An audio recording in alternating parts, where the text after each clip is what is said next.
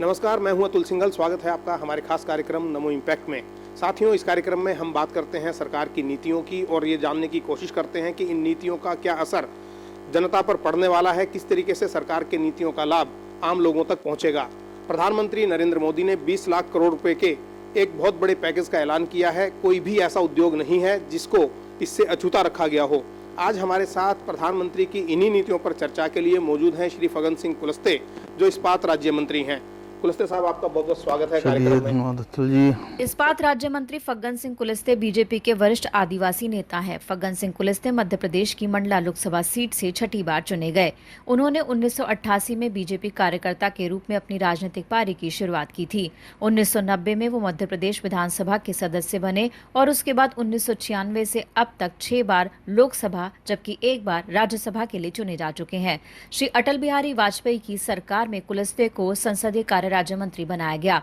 इस दौरान उन्होंने आदिवासी मंत्रालय का कार्यभार बखूबी निभाया। प्रधानमंत्री श्री नरेंद्र मोदी ने कुलस्ते की इन्हीं खूबियों को देखते हुए उन्हें पिछले कार्यकाल में स्वास्थ्य राज्य मंत्री बनाया। वर्तमान समय में कुलस्ते केंद्र सरकार की नवरत्न कंपनियों वाले इस्पात जैसे महत्वपूर्ण मंत्रालय का भार संभाल रहे हैं। कुलस्ते इस्पात उत्पादन में भारत को दुनिया के पहले पायदान पर लाना चाहते हैं। फिलहाल भारत इस्पात उत्पादन में विश्व का दूसरा बड़ा देश है। इस्पात मंत्रालय ने मौजूदा 19 मिलियन टन वार्षिक उत्पादन को बढ़ाकर साल 2031 तक 300 मिलियन टन करने का लक्ष्य रखा है। इस दिशा में मेड इन इंडिया योजना के तहत उनका मंत्रालय बड़ी पहल कर रहा है। सबसे पहले हम आपसे ये जानना चाहेंगे कि जो ये कोरोना का संकट आया है, इसको आप किस तरीके से देखते हैं? उद्योग पर, जो इस्पात उद्योग पर है, उस पर क्या असर पड़ा इसका? जहाँ तक हमारे स्टील सेक्टर का जो मामला है, हमारा इस्पात का जो क्षेत्र है, वैसे हमने पिछले 20 तारीख से वैसे हमारे सारे उद्योग है, खासतौर से हमारे इस्पात के क्षेत्र में वो निरंतर चलते रहे हैं। ये जरूर है कि उसमें हमारे जो कॉन्ट्रैक्चुअल लेबर थे उनको हमने रोका हुआ था और बाकी जो रेगुलर जो लोग हैं, वर्कर्स हैं, उनको हमने अलग अलग तरीके से उनको अलग अलग उनका शेड्यूल हमने बनाया और उस आधार पर उनको निरंतर हमने सारे हमारे जितने भी यूनिट्स काम करते हैं पीएसओ जो बराबर काम कर रहे हैं। ये जरूर है कि उस पर जितना प्रोडक्शन होना चाहिए वो उतना नहीं है। लगभग हम आज की तारीख में लगभग 50% प्रोडक्शन है हमारा जी, और 50% लॉस भी है। तो इस प्रकार की स्थिति है स्टील सेक्टर में। तो निश्चित तौर से अगर पूरे दुनिया को देखें तो एक तरफ भारत का जो तस्वीर है उसको भी देखें तो हम बाकी जो दुनिया के जो देश हैं उनसे हम काफ़ी, अगर ये कहें कि बेहतर स्थिति में हैं। लेकिन इसके दो पहलू हैं। एक तो ये कि जो बुनियादी ढांचा है, बुनियादी ढांचा स्टील पर खड़ा होता है, और एक तरीके से अगर कहें कि देश की उद्योग जगत की रीढ़ की हड्डी है, तो एक तो एक्सपोर्ट पे भी फर्क पड़ा है और साथ में जो डोमेस्टिक जो काम है वो भी सारे रुक गए हैं। कितना नुकसान आपको लगता है कि हुआ है और उसकी पूर्ति कैसे की जाएगी? देखिए, ये सही है कि अगर उद्योग जैसे हमने प्रारंभ किया है, और मैं व्यक्तिगत तौर से देश भर में करीब 18-19 स्टेटों से मेरी व्यक्तिगत बात हुई जी। सारे उद्योग मंत्रियों से मेरी बातचीत हुई, कुछ चीफ मिनिस्टरों से बातचीत हुई। तो एक जो फीडबैक आया है, तो इस समय उद्योगों में काम तो प्रारंभ हुआ है, बहुत जगह 25 से 30%, 40% शुरू हुए हैं। 100% ये नहीं है। जरूर थोड़ा सा साउथ में जो पूरे मैंने बातचीत किया उसमें से हमको तमिलनाडु ये समझ में आया, वहाँ पर ट्रांसपोर्टिंग का, वहाँ पर एक्सपोर्ट इंपोर्ट ये एक प्रॉब्लम है वहाँ। तो इस प्रकार की स्थिति है।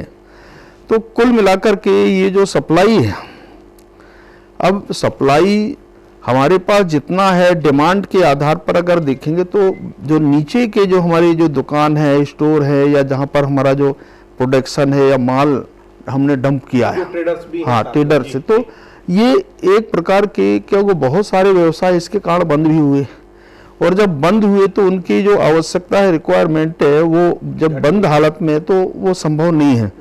और जो हमारे बाकी जो इंडस्ट्री है, जो प्रोडक्शन है अगर इंडस्ट्री के क्षेत्र में, तो उनके पास माल स्टॉक पड़ा है।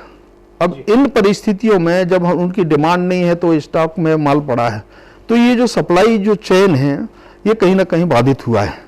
और एक तो ये था कि जैसे आपने बात की है कि जो इंडस्ट्रियलिस्ट हैं उनका ये कहना है कि जैसे 3 महीने का लॉकडाउन रहा तो जो एक्चुअल उनके खर्चे हैं वो लिए जाएं। कैसे बहुत सारे राज्य ऐसे हैं जिनमें बिजली के बिल मिनिमम चार्ज लगा के बेचते हैं, ब्याज काफ़ी ज़्यादा बैंकों का पड़ रहा है। उनका ये कहना है कि या तो उसमें छूट दी जाए या हमें जो है एक्चुअल चार्जेस हमसे ले ली जाए। मान लीजिए बिजली 100 यूनिट फूकी तो 100 यूनिट ले लें। देखिए, इसके बारे में हमने मंत्रालय में भी अलग अलग जो इनके एसोसिएशंस हैं उनसे भी बातचीत हुई, उनके सारे एसोसिएशन से उनके सजेशंस भी हमने लिए और हमने ये कहा है कि जो आवश्यक हो सकता है, लगता है कि इस क्षेत्र में हमको आगे बढ़ना चाहिए तो वो हम बातचीत करेंगे। जहाँ तक वो जो पावर का है, ये बात सही है कि कठिनाई है, परंतु पावर सेक्टर में भी हमने जो कंपनी है जो हमको पावर सप्लाई करता है उनको हमने करीब करीब 90,000 करोड़ रुपए का जो उनको राशि दिया गया है और टोटल देश में 94 लाख करोड़ का 1000 करोड़ का उनको दिया गया है।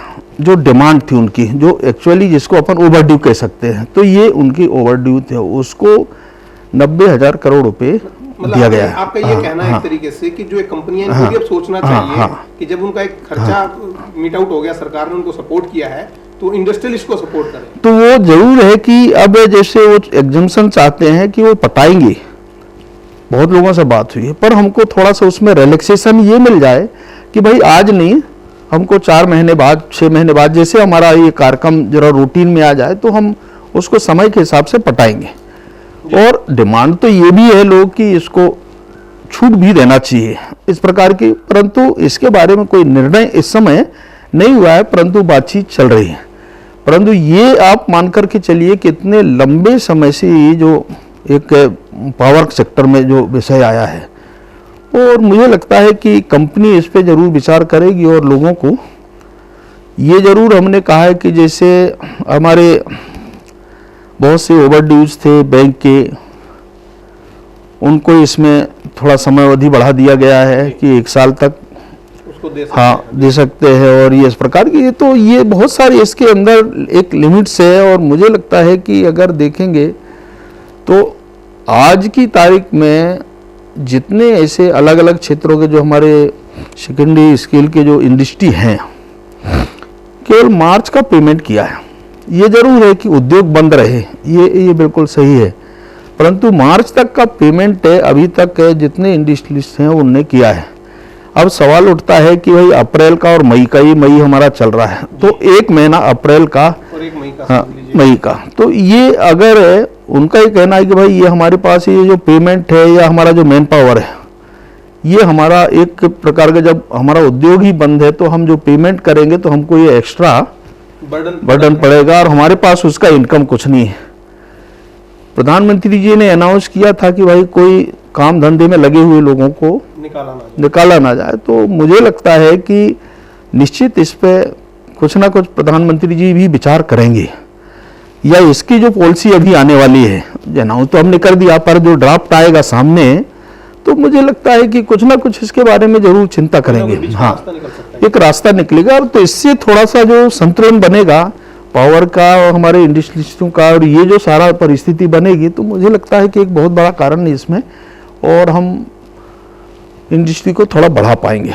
ये नुकसान जरूर हुआ है, इसमें कहीं कोई दो मत नहीं है। ओवरऑल देश को देखेंगे अलग अलग स्टेटों की जो स्थिति है, तो मुझे लगता है कि इसको स्टेटों को भी ठीक प्रकार से बात करना पड़ेगा, क्योंकि डायरेक्ट हमारा कंट्रोल नहीं, राज्यों का इसमें मैक्सिमम जो एमएसएमई सेक्टर है हमारा सपोर्ट रहता है, राज्य सरकार इसको सारा सब करती हैं, वो डिसाइड करते हैं एरिया का है, कौन सा इंडस्ट्री है, कहाँ की क्या रिक्वायरमेंट है और इस प्रकार का। परंतु जो लोकल हमारी आवश्यकता है, और इसलिए प्रधानमंत्री जी ने हमारे लोकल प्रोडक्ट को ज़्यादा प्रेफरेंस देने की बात आने वाले समय की दृष्टि से किया है, और इसीलिए लोकल और वोकल की जो बात हुई है, तो मुझे लगता है कि आज इन सारे हालातों को देखें तो अपने आप में भारत को अब सोचना पड़ेगा, सक्षम होना पड़ेगा, और भारत के लोगों को भी, क्योंकि हम यहाँ से क्या कर सकते हैं, हमारे पास से बहुत कुछ है जी, संभावनाएं, हम इसको कैसे यूटिलाइज करें।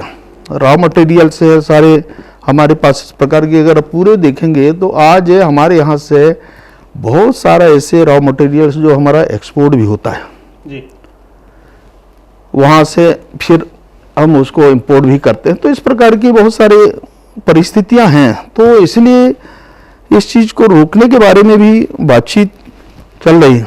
और मुझे लगता है कि हम इंपोर्ट को हम रोक पाएंगे तो हमारा जो देश के अंदर की जो परिस्थिति है उसको हम थोड़ा और पाएंगे, लोगों को वातावरण बनेगा। हाँ हाँ की बात है। आप जो हैं, जैसे आपने कहा कि राज्य हैं उनको भी देखना चाहिए, आपने सुझाव दिया, क्या आप अपील करना चाहेंगे अपनी इंडस्ट्री से जुड़े लोगों से, जिसके अंदर श्रमिक भी आ गए, जिसके अंदर इंडस्ट्रियलिस्ट भी आ गए, जिसके अंदर दूसरे राज्य भी आ गए? देखिए, हम तो अपने बैठकों में भी हमने कहा है और सबसे भी अपील किया, और हमने हमारी इंडस्ट्री के अंदर भी आज भी हमारी जो बैठक अभी चल रही तो उनने हमने यही कहा है कि लोग जो हमको स्थानीय मटेरियल की बात करते हैं, इसकी हमको प्रॉब्लम है, हमारे पास आवश्यकता है परंतु बाहर से हमको लाना पड़ता है, इसके कारण हमको थोड़ा महंगा भी, कास्टली भी पड़ता है। तो पर लोकल स्तर पर हमारे यहाँ से जैसे माइनिंग का जो स्तर है, हमारे अंडर में भी NMDC काफ़ी माइनिंग का काम करता है, हमारे तो खुद के प्लांट हैं उनके भी थोड़े बहुत हमारे माइनिंग से, परंतु उससे हमारा ही काम नहीं चल पा रहा, हमको भी बुलाना पड़ता है। परंतु जो लोकल हैं, जो मटेरियल से हमारे पास जो लिक्विड्स वगैरह है रही है, वो हम नीचे लेवल पर जो हमारे सेकेंडरी स्केल के जो उद्योग है उनको जहाँ आवश्यकता है या हमारे पास अवेलेबिलिटी है तो हम उसको जरूर प्रोवाइड कराएंगे। इस प्रकार की एक मानस हमारे इंडस्ट्री के अंदर बन रहा है जी। और जहाँ ज़रूरत है वो हम करेंगे। बहुत बढ़िया बात। चलिए, ये सारी बातें हुई, और जैसे हम तालाबंदी की बात करते हैं, लॉकडाउन की बात करते हैं, कोरोना की बात करते हैं, लोगों के मन में बहुत सारी एक नकारात्मक बातें आती हैं कि क्या होगा देश का आगे, कैसे होगा। लेकिन हर सिक्के के दो पहलू होते हैं, जैसे मैंने पहले भी कहा, तो कुछ ना कुछ इसके सकारात्मक पक्ष भी होंगे। आप क्या देखते हैं आपके मंत्रालय में? देखिए, हमको तो मुझे लगता है कि हमने इन विकट परिस्थितियों में भी हमारे पीयूष के अंदर हमने जो काम किया है, अभी हमारा काम कहीं अफेक्टेड नहीं हुआ है, हमारा प्रोडक्शन थोड़ा प्रभावित हुआ है। ये भी दूसरा जो हमने पक्ष देखा है कि जैसे हमारा उत्पादन जो होता था, हमारा जो टारगेट था, कुछ हमारे यूनिट्स ऐसे भी हैं जहाँ पर प्रोडक्शन बराबर हुआ है, अब वो माल डम पड़ा है। मैंने कहा कि पहले कि ये जो ज़रूरतें हैं क्या कहीं ना कहीं मार्केट में जाता है, मार्केट टोटल बंद है, तो इसके कारण भी परिस्थितियां बनी हैं। परंतु हमारे मंत्रालय के अंदर मुझे लगता है कि स्टील सेक्टर, आपने देखा होगा मार्च में, अगर 15 मार्च के आसपास देखेंगे तो जो हमारे पास जो घाटा हुआ करता था वो हम करीब करीब बैलेंस की स्थिति में आ गए थे। हमको ये जरूर है कि अभी इन 2 महीने में हमको दोबारा से थोड़ा हाँ, पर हम बहुत सर्वाइव किए थे। तो हमारे यहाँ इस प्रकार की स्थिति नहीं। बहुत बहुत धन्यवाद हमसे बात करने के लिए। फग्गन सिंह कुलस्ते जो इस्पात राज्य मंत्री हैं, काफ़ी उत्साहित हैं अपने मंत्रालय के कामकाज को लेकर। उन्होंने अपील की है लोगों से कि वो हौसला बनाए रखें, बहुत जल्दी स्थितियां सुधरेंगी। वोकल लोकल को लेकर वोकल, उस रणनीति पर काम करना है, भारत को आत्मनिर्भर बनना है। और साथ में ये भी अपील की है जो बड़ी कंपनियों से कि वो एक दूसरे का ख्याल रखें। जो कंपनी मालिक हैं वो मजदूरों का ख्याल रखें, मजदूर कंपनी मालिकों का ख्याल रखें, जो बिजली कंपनियां हैं वो कंपनी मालिकों का ख्याल रखें। और नीतियां इसके अलावा भी लगातार बन रही हैं, आने वाले दिनों में और साफ हो जाएगा कि किस तरीके से MSME सेक्टर को बढ़ावा देना है, कैसे कुटीर उद्योग को बढ़ावा देना है, और इस इस्पात मंत्रालय आने वाले दिनों में कैसे कार्य करेगा। आज सिर्फ इतना ही, अगले कार्यक्रम में आपसे फिर करेंगे मुलाकात। तब तक के लिए दीजिएगा इजाजत, नमस्कार।